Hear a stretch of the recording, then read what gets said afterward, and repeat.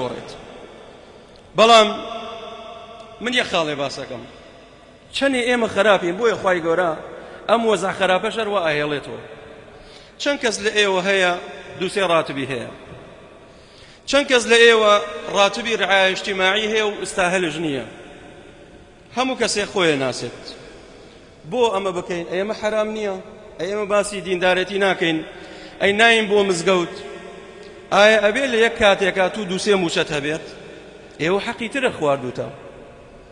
چەند کەس لە ئێمە هەیە کەوا زوڵم و تەعدا ئەکات، لە بازارە خیانەتی ئەکات، لەولاشەوە شیعاری ئەوەمان هەڵگردووە ئەی باشە بۆ ئەم سەرکردانە زوڵمەکەن لە خەڵک. بەڵێ سەرکردەکان زوڵمەکەن لە خەڵک، بەڵام تۆ زوڵم ناکەیت.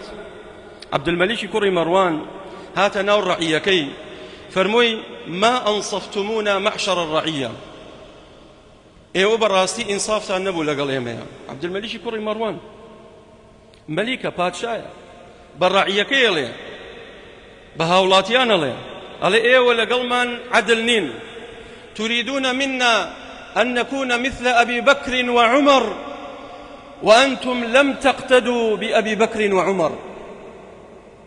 الله أكبر. فرمووی ئێوە ئەتانەوێ ئێمە وەکو ئەبوو بەکر و عومەر بین، لە کاتێکە ئێوە شوێنکەوتەی ئەبوو بەکر و عومەر نیتان.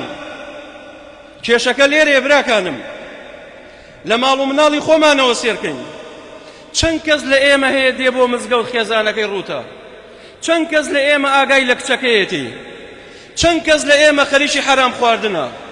لەولاشەوە بتوبۆڵمانە و خوای گەورە بۆ ئەم وەزعە ناگۆڕێ، نایگۆڕێ. إن الله لا يغير ما بقوم حتى يغيروا ما بأنفسهم. والله هتاكو خۆمان چاک نەکەین خوای گەورە ئەم وەزعە چاک ناکات. ئەجینا ئەبوو بەکر